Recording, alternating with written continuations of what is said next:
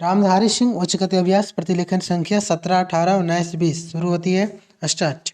उपाध्यक्ष महोदय, मैं समझता हूँ कि अब तक इस वैदेशिक नीति पर न केवल इस ओर के सदस्यों ने ही बल्कि दूसरी ओर के सदस्यों ने भी प्रधानमंत्री जी को धन्यवाद दिया है। इसीलिए मैं अपनी तरफ से धन्यवाद देकर उनका बोझ बढ़ाना नहीं चाहता।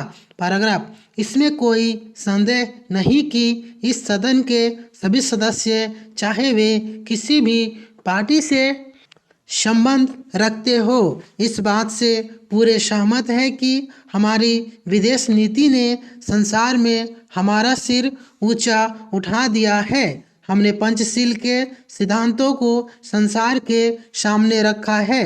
यदि हम उसके आधारभूत सिद्धांत पर दृष्टिपात करें तो हमको पता चलता है कि हमने संसार में एक जो सबसे बड़ा काम किया है वह यह है कि हमने तनाव को कम करने का प्रयत्न किया है। पैराग्राफ। जिस समय हमने नई नई स्वतंत्रता प्राप्त की तो हमारे सामने बहुत से प्रश्न थे। उसके साथ ही हमारे दो बड़े गुट थे जो कि एटम बम और दूसरे बम लिए हुए हमको चुनौती दे रहे थे कि अगर हमने उनमें से किसी एक गुट में सम्मिलित नहीं हुए तो हमको बड़ी कठिनाई होगी।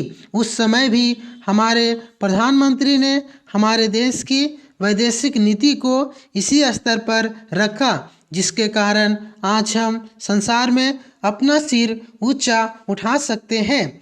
हमने जो संसार के सामने पंचशील के सिद्धांत को रखा उसका सबसे बड़ा फल यह हुआ कि एक सम्मेलन हुआ जिसकी ओर मैं आपका ध्यान दिलाना चाहता हूँ। इस सम्मेलन में बड़े उत्साह के साथ संसार के 29 राष्ट्रों ने, जो कि एशिया और अफ्रीका से संबंध रखते थे, यह घोषणा की कि हम संसार में तनाव कम करना चाहते हैं और साथ ही हम यह चाहते हैं कि संसार में जो विभिन्न सामाजिक और आर्थिक नीतियां हैं वे साथ साथ चल सके।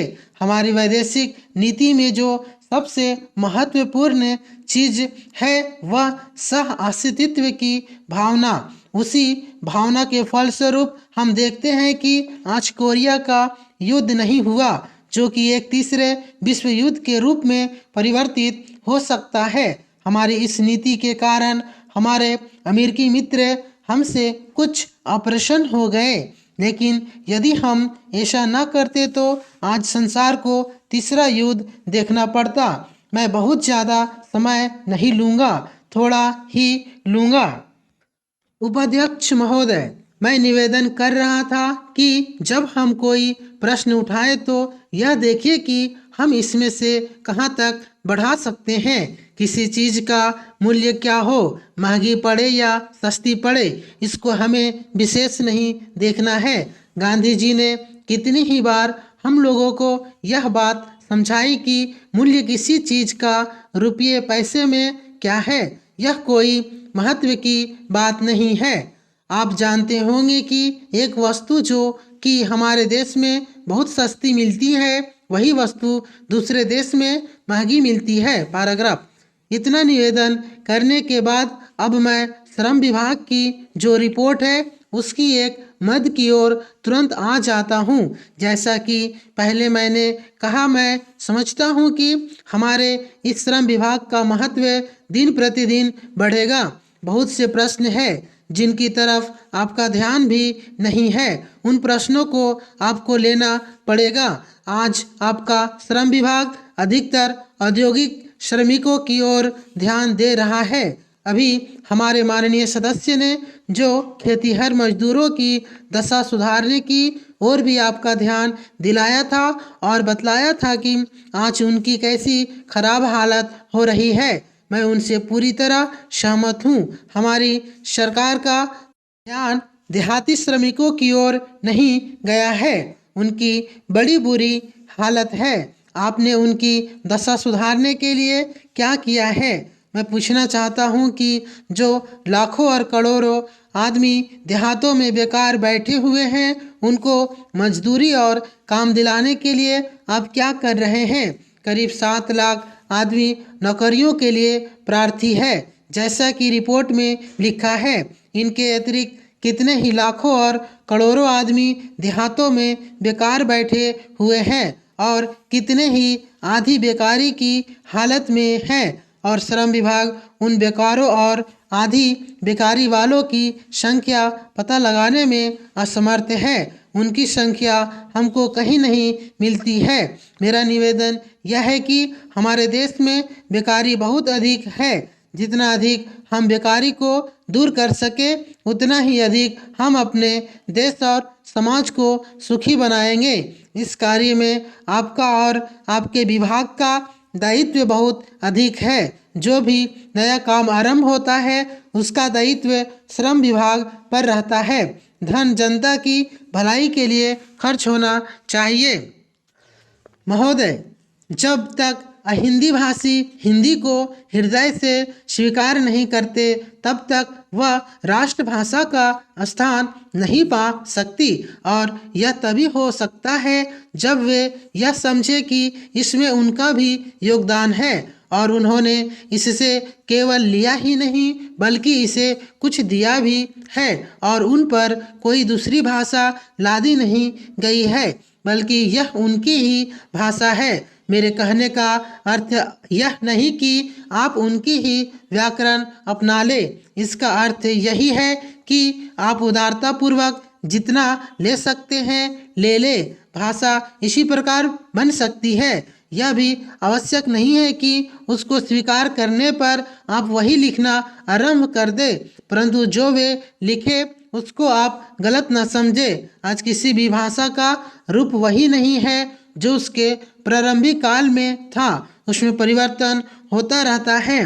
हिंदी के इतिहास में भी आपको यही बात मिलेगी। मैं हिंदी का कोई विद्वान नहीं हूँ, पर मैं अपने अनुभव से कह सकता हूँ कि उसमें भी पिछले 500-600 वर्षों में बहुत अंतर पड़ा है तथा पहले की और आज की हिंदी में काफ़ी अंतर है। इसीलिए नवयुग में जब वह देश की भाषा बनने जा रही है तो उसमें थोड़ा अंतर करना भी पड़े तो वह स्वीकार कर लेना चाहिए, जिससे उसका अन्य प्रदेशों के लोगों के साथ मेल बैठ जाए। कई अहिंदी भाषी लोगों ने भी हिंदी की काफ़ी सेवा की है। आपके राज्यपाल महोदय अहिंदी भाषी है और उन्होंने अपनी भाषा की बड़ी सेवा की है। यह भी हिंदी के पक्ष में थे और इन्होंने बड़ा योग दिया, जिसके कारण हम संविधान सभा में सफल हो सके। इनका भी यही विचार है जो मेरा है। मैं चाहता हूँ कि इनको भी हिंदी की सेवा करने का अवसर दिया जाना चाहिए। उसका फल हिंदी के लिए और देश के लिए अच्छा ही होगा। पैराग्राफ। मानपत्र में आपने संस्कृत के संबंध में कहा है, मैं मानता हूँ कि हमारे देश में संस्कृत का अध्ययन आवश्यक है, क्योंकि देश की सभी भाषाओं का स्रोत वही भाषा है। संस्कृत से हमारा संबंध अटूट है। इसकी पढ़ाई लिखाई कम हो गई है। यह हमारे लिए दुख की बात है। मैं आशा करता हूँ कि इसकी उन्नति होगी। महोदय, मैं अपने बारे में कहता हूँ, जब मैं छोटा था और कॉलेज में पढ़ रहा था, तब रूस और जापान के बीच युद्ध छिड़ा। उस समय समाचार पत्रों में जापान के संबंध में बहुत सी बातें छपा करती थी। उनमें एक बात यह भी थी कि जापान में शमूरिया जाति के लोगों ने अपने सब अधिकार वहाँ के राजा को दे दिए थे। उसके बाद जापान बड़ी उन्नति कर सका। हम लोग यह पढ़कर आश्चर्य और सराहना करते थे। उससे बढ़कर हमारे यहाँ के लोगों ने स्वराज्य स्थापित होने के बाद 1-2 वर्ष में एक उदाहरण उपस्थित करके दिखलाया। हम भी अपने हजारों वर्षों के इतिहास को नहीं भूलेंगे। जो रियासतें अलग अलग स्थापित हो गई थी और एक प्रकार से भारत कई टुकड़ों में बटा हुआ था, वे सब टुकड़े एक हो गए। आज ब्रिटिश भारत और देसी रियासतें मिलकर एक हो गई है। पैराग्राफ। उसके बाद हमारे सामने यह प्रश्न आया कि भारत के लोग केवल स्वराज से ही सुखी नहीं हो सकते, उनको किसी न किसी प्रकार सुखी बनाना है।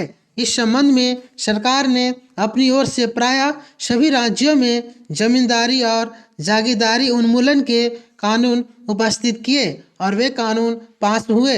प्रसन्नता की बात तो यह है कि बहुत से स्थानों में कानून उन लोगों की स्वीकृति से तथा उन लोगों की सलाह से पास किए जिनकी जमींदारी और जागीरदारी समाप्त हो जानी थी। यह भी देश प्रेम का उदाहरण है। उन लोगों ने अपनी संपत्ति का त्याग इसीलिए किया कि उससे सारे देश को लाभ पहुँचे। वह काम भी लगभग पूरा हो गया और पूरा होता जा रहा है। हमारे सामने मार्ग प्रशस्त है और अब हमें इस पर चलने की शक्ति चाहिए। पैराग्राफ। हमें परस्पर कभी कभी इस प्रकार की संकुचित धार्मिक अथवा सामाजिक भावना देखने में आती है जिसके कारण कभी कभी लड़ाई झगड़े हो जाते हैं। हम इस चीज़ को भी दूर करने का प्रयत्न कर रहे हैं। हमारे संविधान में स्पष्ट बता दिया गया है कि कोई चाहे किसी भी धर्म का क्यों न हो, किसी भी जाति का क्यों न हो, इस देश में सबको समान अधिकार है। गरीब से गरीब आदमी को भी वही एक वोट देने का अधिकार है जो कि राजा साहब को है या मुझे। धर्म के नाम पर किसी प्रकार का भेदभाव नहीं किया जाता है। समाप्त।